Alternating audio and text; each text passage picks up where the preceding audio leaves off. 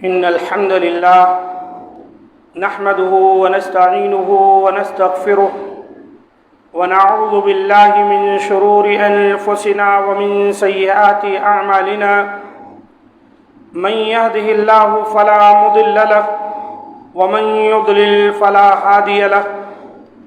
وأشهد أن لا إله إلا الله وحده لا شريك له وأشهد أن محمدًا عبده ورسوله.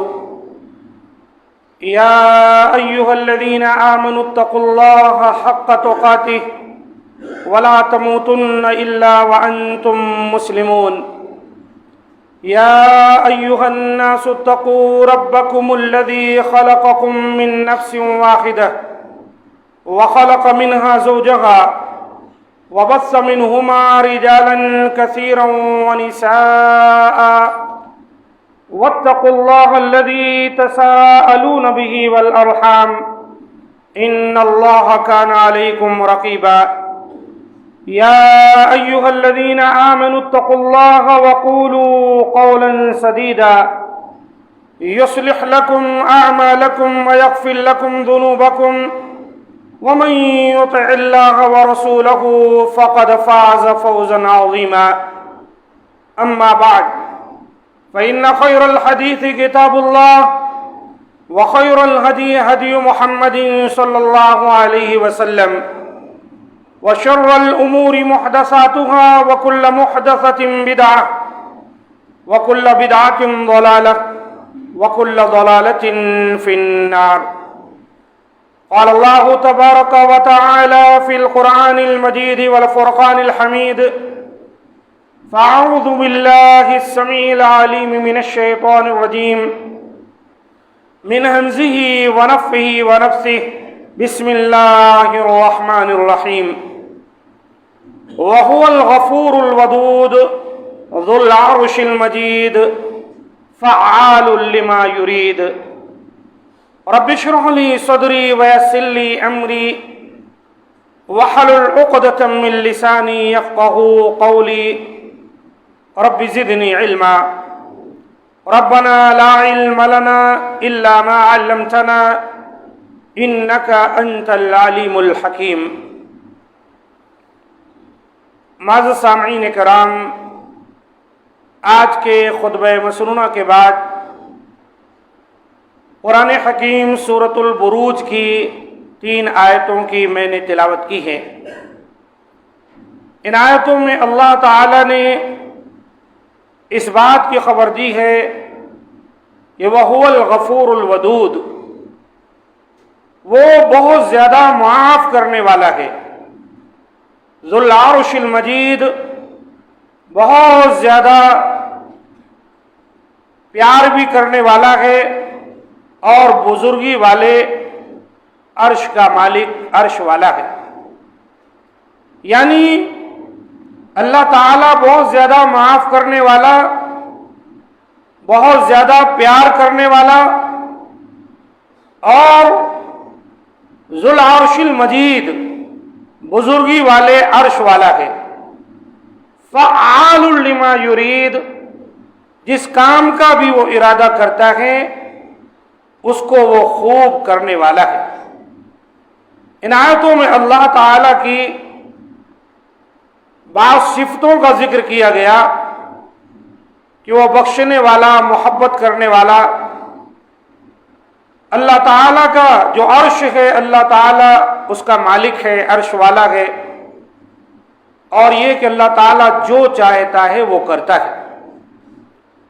یہ باتیں اللہ تعالیٰ نے قرآن مجید میں بہت سے مقامات پر بیان فرمائی ہیں. جیسے ایک جگہ فرمایا ان اللہ بالناس لرؤوف الرحیم، بلا شبہ اللہ لوگوں کے ساتھ بہت زیادہ پیار، ہمیشہ رحم کرنے والا ہے. سورہ حج کی آیت نمبر 65 ہے. سورہ بقرہ کی آیت نمبر 207 میں فرمایا وَرَبُّكَ الْغَفُورُ ذُو الرَّحْمَةِ، اے نبی آپ کا پروردگار بڑا بخشنے والا اور رحمت والا ہے. تو یہ اللہ تعالیٰ کی صفتیں ہیں، ہمارے رب کی مہربانیاں ہیں، اس کی بخششیں اور نوازشیں ہیں جو اللہ تعالیٰ اپنے بندوں کے ساتھ بالخصوص جو ایمان لائے ہیں اہل ایمان کے ساتھ کرتا ہے۔ اس لیے ہمارے اور آپ کے لیے بہت ضروری ہے کہ ہم یہ بات جانیں کہ ہمارے رب کی وہ صفتیں کیا ہیں اور اللہ کے وہ صفاتی نام کون کون سے ہیں اور ان میں وہ کون سی صفت ہے جو موجود ہے، تاکہ ہم اس کے ذریعے سے اپنے رب کو پکاریں، اس سے دعا کریں۔ قرآن مجید میں اللہ تعالیٰ نے اس بات کا ذکر کیا ہے کہ وَلِلَّهِ الْأَسْمَاءُ الْحُسْنَى، اللہ تعالیٰ کے ہی پیارے پیارے نام ہیں، تو تم اللہ تعالیٰ کو اس کے ان پیارے پیارے ناموں کے ذریعے سے دعا کرو۔ اسی طرح آپ صلی اللہ علیہ وآلہ وسلم نے فرمایا اللہ تعالیٰ کے ایک کم 100 نام ہیں، یعنی 99 نام ہیں، اور اگر کوئی ان کو یاد کر لے، اس کو حفظ کر لے، تو اللہ تعالیٰ ایسے لوگوں کو جنت میں داخل کرے گا۔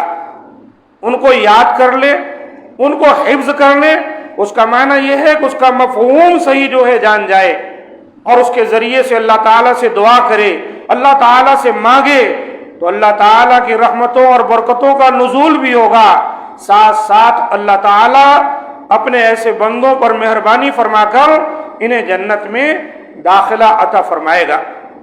تو یہ بہت ضروری ہے کہ ہم لوگ ان باتوں کو جانیں۔ تو اللہ تعالیٰ نے زمین و آسمان اور انسان کو پیدا کیا اور یہاں رہنے کے لیے اللہ تعالیٰ نے ایک نظام عطا کیا ہے۔ اس نظام کا نام اسلام ہے۔ جو شخص اللہ کے نظام کو قبول کرتے ہوئے کلمہ شہادت کا اقرار کرتا ہے اور اس پر ڈٹا رہتا ہے، ان کے تمام جو کلمہ شہادت کے شرائط ہیں، ضوابط ہیں، ان کو اختیار کرتا ہے، تو ایسا شخص اللہ تعالیٰ کے ہاں بہت زیادہ قدر و قیمت پا کر اس کے ہاں بلند مقام و مرتبے پر فائز ہو جاتا ہے۔ اور نبی صلی اللہ علیہ وسلم نے اس سلسلے میں ہماری اور آپ کی بھرپور رہنمائی فرمائی ہے۔ آپ صلی اللہ علیہ وسلم نے فرمایا کہ اللہ تعالیٰ اپنے مومن بندے سے کس قدر پیار کرتا ہے۔ صحیح حدیث کے مطابق کہ اذا احب اللہ عبدا، جب اللہ تعالیٰ بندے سے محبت کرتا ہے، حماہ اللہ فی الدنیا کما یحمی احدکم سقیم الماء، کہ اللہ تعالیٰ جب اپنے مومن بندے سے پیار کرتا ہے تو اس کو دنیا کے چھینٹوں سے ایسے بچا لیتا ہے جیسے تم میں سے کوئی شخص اپنے مریض کو سردی کے موسم میں پانی کے چھینٹوں سے بچاتا ہے۔ کیا معنی؟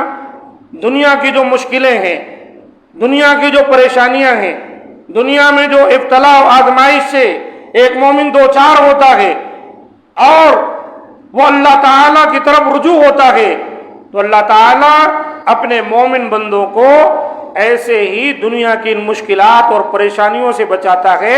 نبی صلی اللہ علیہ وسلم نے فرمایا جیسے کہ تم میں کا کوئی مریض ہو، اسے سردی و زکام ہو اور پانی لگنے سے، سردی لگنے سے اس کا مرض بڑھ سکتا ہے، تو جیسے وہ اپنے مریض کو بچاتا ہے، احتیاط اختیار کرتا اور کرواتا ہے، تو اللہ تعالیٰ اس طرح اپنے بندوں کے دنیا میں کام آتا ہے۔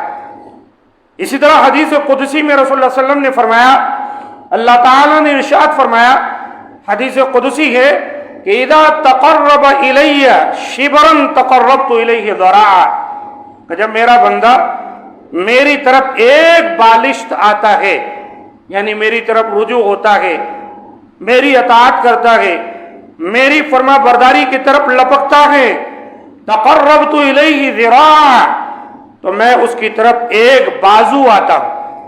یہ ہے ایک بالشت اور یہ ہے ایک بازو۔ جب کوئی ایک بالشت بڑھتا ہے تو اللہ تعالیٰ ایک بازو آتا ہے۔ یہ اللہ تعالیٰ ایک بازو کیسے آتا ہے، اس کا بازو کیا ہے، وہ اللہ تعالیٰ ہی جانتا ہے۔ ہمیں ضرورت نہیں کہ ہم اس کی اپنی طرف سے کوئی تشریح کریں۔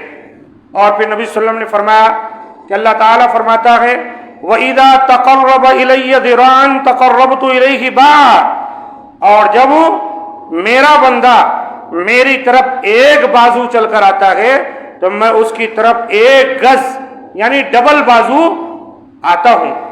اور پھر آپ نے فرمایا وَإِنْ أَتَانِي يَمْشِي، اگر میرا بندہ میری طرف چل کر آتا ہے، یعنی یہ کہ میری تعلیمات کے مطابق عمل کرنے کے لیے آگے آگے بڑھتا ہے، أَتَيْتُهُ هَرْوَلَةً، تو میں اس کے پاس دوڑتا ہوا آتا ہوں، یعنی لپک کر اللہ تعالیٰ اپنے بندے کی حوصلہ افزائی فرماتا ہے اور اس کے اعمال کو قبول فرماتا ہے۔ یہ حدیث بالکل صحیح حدیث ہے، بخاری شریف کی ہے۔ اس سے آپ اندازہ لگا سکتے ہیں کہ اللہ تعالیٰ اپنے بندوں کے نیک اعمال کی کس قدر قدر کرتا ہے، کہ بندہ جب اللہ کے بارے میں سوچتا ہے، اللہ تعالیٰ کی تعلیمات کے مطابق اپنے قدم آگے بڑھاتا ہے، تو اللہ تعالیٰ اس کی قدر کرتا ہے، اللہ تعالیٰ اسے مزید توفیق دیتا ہے۔ ہم ذرا سی کوشش کرتے ہیں، اللہ تعالیٰ کی رحمتیں اور اس کی رحمتوں کا نزول اور اس کی برکتیں ہم پر بھرپور ہونے لگ جاتی ہیں، لیکن بات یہی ہے کہ ہم دراصل اللہ کی طرف آگے بڑھنے کے لیے تیار ہی نہیں ہوتے۔ آگے بڑھیں تو صحیح، اذان ہوئی، یہ ارادہ کر کے کہ اب نماز پڑھنے جانا ہے، اپنا کام دھندا چھوڑ کر باوضو ہو کر مسجد کی طرف بڑھنے کی کوشش تو کریں، پھر آپ دیکھیں اللہ تعالیٰ آپ کو کیسے پابندیاں عطا فرما دیتا ہے اس راہ میں کہ آپ اذان سے پہلے مسجد میں پہنچ جائیں گے، آپ وقت سے پہلے جو عبادتیں اللہ تعالیٰ نے فرض کی ہیں ان پر عمل کرنے والے بن جائیں گے۔ لیکن افسوس یہی ہے کہ ہم اللہ اور رسول کی تعلیمات پر قدم اپنا آگے بڑھاتے ہی نہیں، اس سلسلے میں سوچتے ہی نہیں، اس سلسلے میں غور کرتے ہی نہیں، اسی وجہ سے زندگی پر ہم کو اور آپ کو توفیق نہیں ہوتی۔ صحیح مسلم کی ایک اور حدیث ہے، بڑی طویل حدیث ہے، جس کے اندر اللہ تعالیٰ کا ذکر کرنے والے جب کسی جگہ پر یا اللہ کے گھر میں بیٹھ کر ذکر کرتے ہیں تو ان کو کیسے فرشتے چاروں طرف سے گھیر لیتے ہیں، کیسے اللہ کی جانب سے ان پر سکینت نازل ہوتی ہے، اس کا ذکر کیا گیا۔ اسی حدیث کے اندر آتا ہے جب فرشتے اس طرح کی مجلسیں دیکھتے ہیں، وہاں پہنچ جاتے ہیں، اور جو لوگ ان مجلسوں میں بیٹھے ہیں، اللہ کا ذکر کر رہے ہیں، قرآن پڑھ رہے ہیں، یا اس طرح کی تقریر و واعظ کی مجلسیں ہیں، تو ایسی صورت میں فرشتے جب لوٹ کر جاتے ہیں تو اللہ تعالیٰ اپنے فرشتوں سے پوچھتا ہے، حالانکہ اللہ تعالیٰ ساری حقیقت کو جانتا ہے، اللہ تعالیٰ سے کوئی چیز مخفی نہیں ہے، لیکن وہ اپنے فرشتوں سے پوچھتا ہے، میرے بندے جو وہاں اکٹھے ہوئے تھے وہ کیا مانگ رہے تھے، ان کا سوال کیا تھا، مجھ سے کس چیز کی طلب ان کو تھی، یا کس چیز سے پناہ مانگ رہے تھے، ان کا سوال کیا تھا اور کس چیز سے بچنا چاہ رہے تھے۔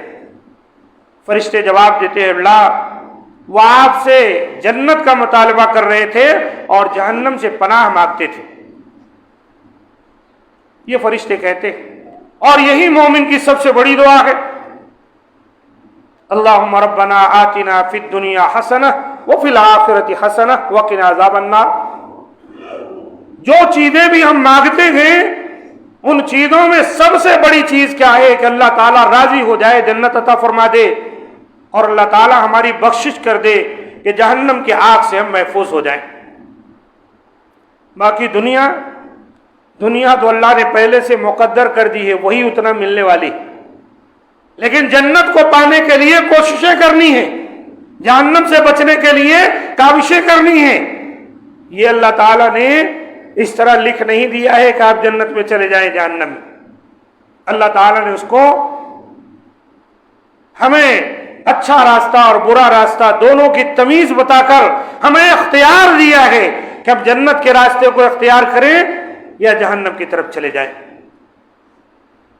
اللہ تعالیٰ فرماتے ہیں، فرشتوں کیا انہوں نے میری جنت اور جہنم کو دیکھا ہے؟ سبحان اللہ،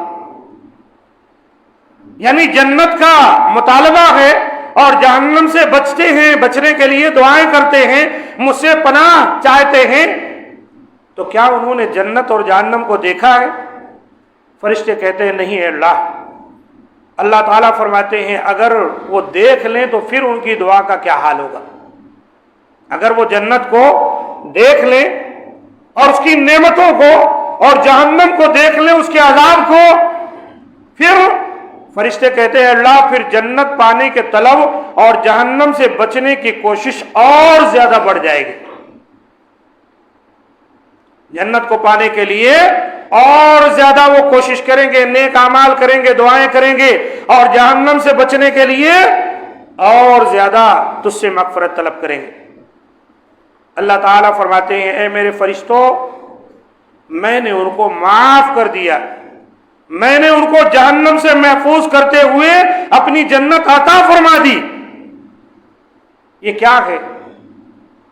یہ کون سے عمل کی بات ہو رہی ہے؟ یہ اللہ تعالیٰ کا ذکر کرتے ہوئے کہیں بیٹھنا، ایسی مجلسیں جہاں دین کی باتیں ہو رہی ہیں وہاں بیٹھ کر ان کو سننا، اپنا وقت لگانا، یہ وہ جگہ ہیں جہاں فرشتے آتے ہیں اور ایسے لوگوں پر سکونت نازل ہوتی ہے، اور اللہ تعالیٰ اپنے ایسے بندوں کو جنت عطا فرما دیتا ہے اور جہنم سے محفوظ کر لیتا ہے۔ بات اسی پر نہیں، آگے بات سنیے کہ نیک لوگ جو ہیں ان کی جو صحبت ہوتی ہے، ان کا جو ساتھ ہوتا ہے، اس کا کتنا بڑا فائدہ ہے۔ فرشتے کہتے ہیں اللہ آپ نے سب پر ہی نظر کرم کر دی، آپ نے تو سارے لوگوں کو بخش دیا، جبکہ اے اللہ ان میں ایک ایسا شخص بھی تھا جو بہت زیادہ گنہگار تھا، اور وہ کسی ضرورت کے پیش نظر ان اہل ایمان کی مجلس میں بیٹھا تھا۔ وہ یہاں پر کوئی ذکر کرنے نہیں آیا تھا، اس کا ارادہ یہاں آ کر کوئی تیری رضامندی نہیں تھی، بس وہ ایسے ہی اپنے مطلب کے لیے، ضرورت کے لیے، کسی سے ملنے کے لیے اس مجلس میں آ کر بیٹھ گیا۔ اللہ تعالیٰ فرماتے ہیں فرشتوں ہم القوم لا یشقی بہم جلیسہم، میرے ایمان والے بندے تو ایسے لوگ ہیں کہ ان کے ساتھ بیٹھنے والا بھی نامراد نہیں رہ سکتا ہے۔ اگر نیکو کار لوگوں کی مجلس میں کوئی گنہگار بھی بیٹھ جائے تو اللہ تعالیٰ کی رحمت جب اپنے نیک بندوں پر ہوتی ہے تو مولا کریم اس گنہگار کو بھی ان کے ساتھ بیٹھنے کی وجہ سے بخش دیتا ہے۔ تو اللہ تعالیٰ کی رحمت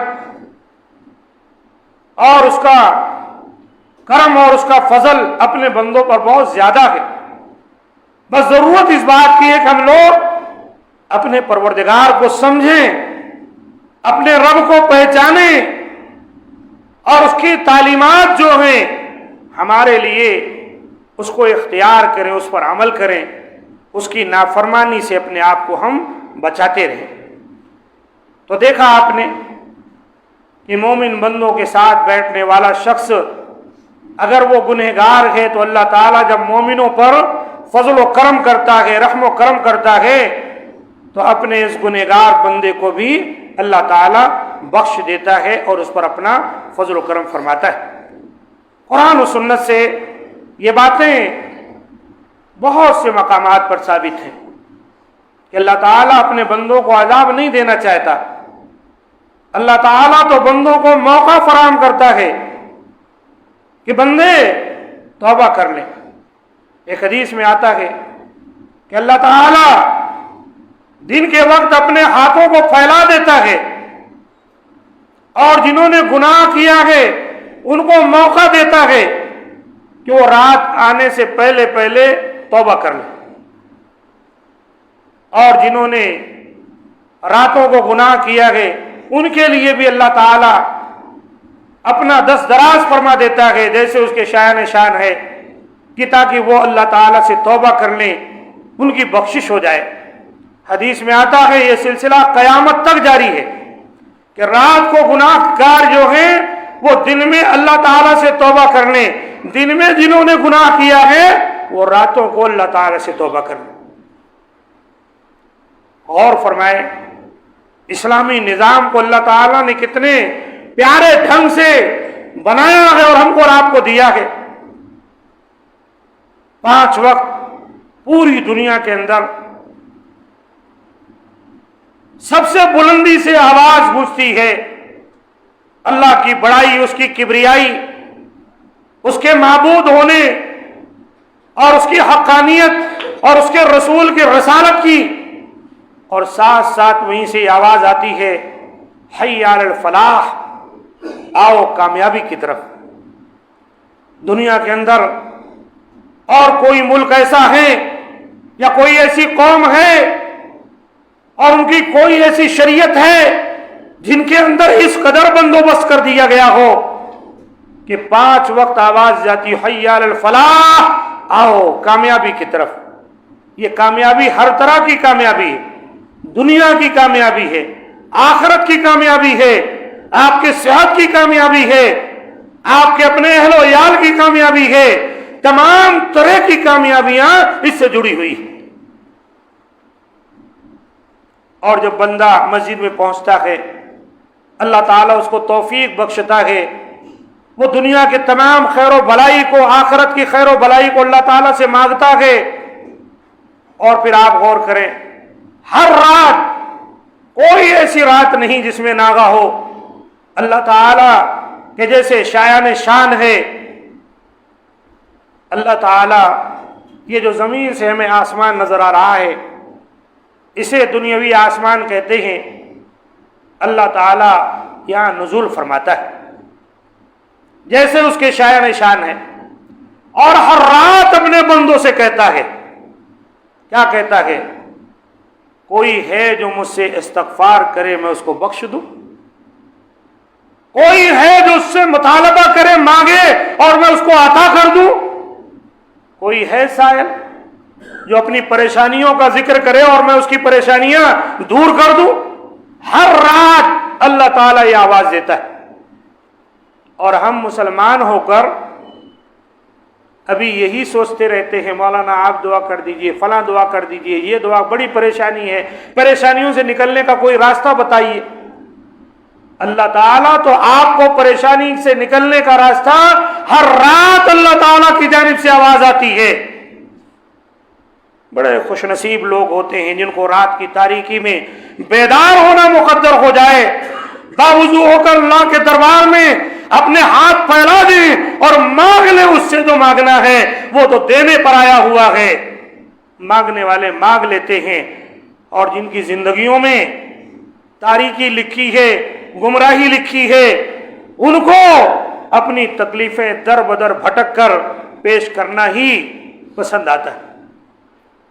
وہ کہیں درباروں میں پہنچتے ہیں، کہیں درگاہوں پر پہنچتے ہیں، کہیں اور کسی مزار پر پہنچتے ہیں، وہ سمجھتے ہیں یہاں پہنچ کر ہماری تکلیفیں دور ہوگی، اور اپنے اس رب حقیقی کو، مہربان رب کو، الغفور الشکور الرحیم والرحمان کو بلا بیٹھتے ہیں، جو ہر رات ان کو آواز دیتا ہے۔ تو میرے دوستو، اپنے رب سے مانگا کریں، اللہ تعالیٰ عطا کرنے والا ہے۔ قرآن مجید میں اللہ تعالیٰ فرماتا ہے ما يفعل الله بعذابكم ان شكرتم وآمنتم وكان الله شاكرا عليما۔ اللہ تمہیں عذاب دے کر کیا کرے گا؟ اللہ تعالیٰ تمہیں عذاب دے کر کیا کرے گا؟ تمہیں اللہ نے اس لیے پیدا نہیں کیا کہ وہ تمہیں عذاب دے، وہ تو تم پر مہربانی فرمایا ہے۔ ان شکرتم وآمنتم، اگر تم اس کے شکر گزار مومن بن جاؤ۔ وکان اللہ شاکرا علیما، اللہ تعالی قدردان، ہمیشہ علم والا۔ کیا معنی؟ بندے اگر نیکی کا راستہ اختیار کریں، اللہ کو راضی کرنے کے لیے کاوش اور کوشش کریں، تو اللہ تعالیٰ ان کے اعمال کی قدر کرتا ہے۔ وہ چھوٹا عمل کرتے ہیں، اللہ تعالیٰ اس کا اجر ان کو بہت بڑا چڑھا کر دیتا ہے۔ جیسے نبی صلی اللہ علیہ وسلم نے فرمایا کہ قرآن مجید کا ایک حرف پڑھنے سے ایک نیکی ملتی ہے، پڑھا کرو قرآن۔ پھر آپ نے کیا فرمایا؟ میں یہ نہیں کہتا کہ الف لام میم ایک حرف ہے، वलाकिन अलिफुन हर्फ वलामुन हर्फ वमीमुन हर्फ, अलिफ एक और लाम दूसरा, मीम तीसरा। अल हसनतु बिअश्रि अमसालिहा, एक नेकी अल्लाह ताला के यहाँ 10 गुना बढ़ाकर पेश की जाती है। आप एक नेकी करते हैं तो अल्लाह ताला उसका 10 गुना अजर देता है। और बाद रिवायतों से ये पता चलता है कि अल्लाह ताला और भी बढ़ा देता है। जैसे जिसका खुलूस है, इखलास है, अल्लाह ताला उसके मुताबिक उसको अनगिनत तो बेशुमार अजर अता फरमा देता है। इसलिए हमको और आपको चाहिए अपने रब को पहचाने और उससे दुआ करें। देखें, वहुवल गफूरुल वदूद, अल गफूर बहुत ज्यादा माफ करने वाला, अल वदूद बहुत ज्यादा प्यार करने वाला। अपने बंदों से इतना ज्यादा प्यार करने वाला, इतना ज्यादा प्यार करने वाला कि उससे ज्यादा प्यार करने वाला कोई हो ही नहीं सकता। एक वाकया मिलता है कि नबी सल्लल्लाहु अलैहि वसल्लम एक मर्तबा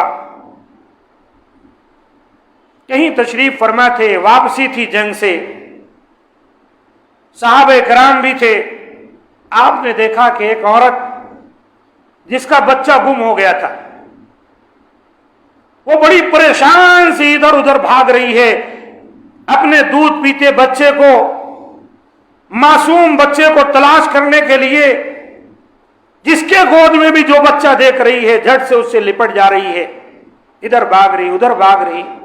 जिस उम्र का उसका बच्चा रहा होगा, हर बच्चे को पकड़कर देखकर उसको प्यार करके इधर उधर दीवाना वार तड़प रही है। अल्लाह के रसूल सल्लल्लाहु अलैहि वसल्लम की निगाह उस पर पड़ी। आपने देखा और साहबे किराम से कहा, ये बताओ, ये औरत अपने बच्चे से, ये मां अपने बच्चे से कितना प्यार करती होगी? क्या ये पसंद करेगी उसका बच्चा जहन्नम में चला जाए? साहबे किराम ने कहा, नहीं या रसूलल्लाह सल्लल्लाहु अलैहि वसल्लम। तो आप सल्लल्लाहु अलैहि वसल्लम ने फरमाया, अल्लाह ताला अपने बंदों से इस मां के प्यार से कहीं ज्यादा मोहब्बत करता है। वो भला क्यों चाहेगा कि उसके बंदे जहन्नम में चले जाएं? हाँ, लेकिन अल्लाह ताला ने एक शरीयत नाजिल की है, इंसान को बड़ा शर्फ बख्शा है। दुनिया में जितनी मखलूक है, तमाम मखलूक पर अल्लाह ताला ने इंसान को अशरफ बनाया। दुनिया की सारी चीजें इंसान की खिदमत के लिए बनी है। कभी आपने गौर किया, इतना बड़ा सूरज,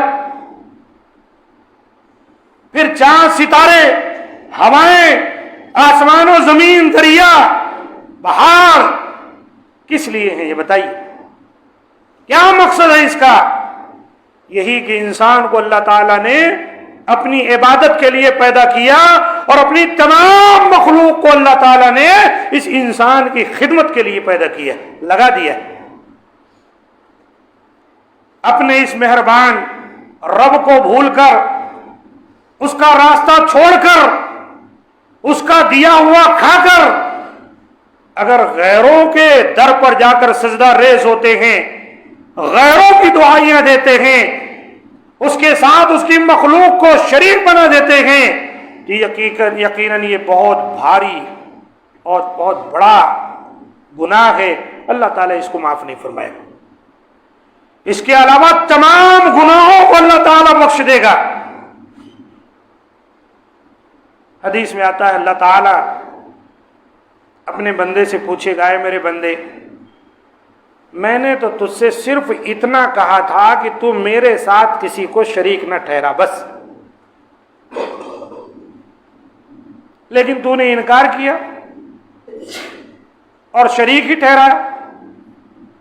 वरना अगर तू मेरे साथ शरीक नहीं ठहराता तो मैं तुझ पर जरूर अपना फजलो करम करता।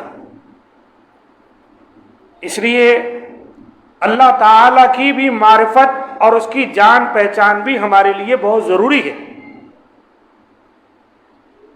कुतुब अहादीस का मुताला करें, कुरान का मुताला करें, بالخصوص توحید پر، عقائد پر جو کتابیں لکھی گئی ہیں ان کا مطالعہ کریں اور جانیں ہمارا رب کیسے ہے، کون ہے۔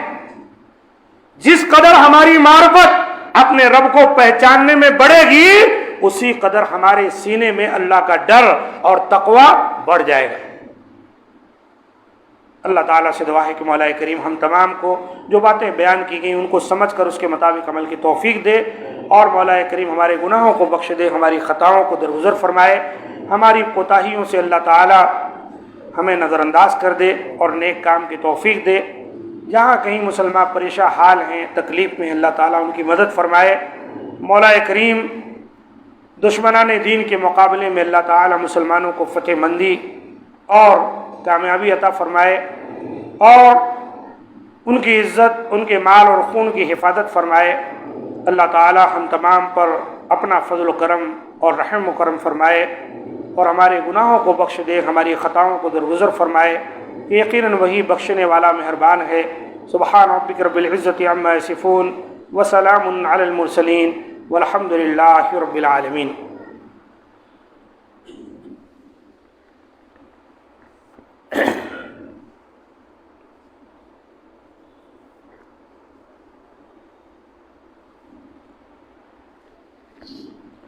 الحمد للہ رب العالمین والصلاة والسلام علی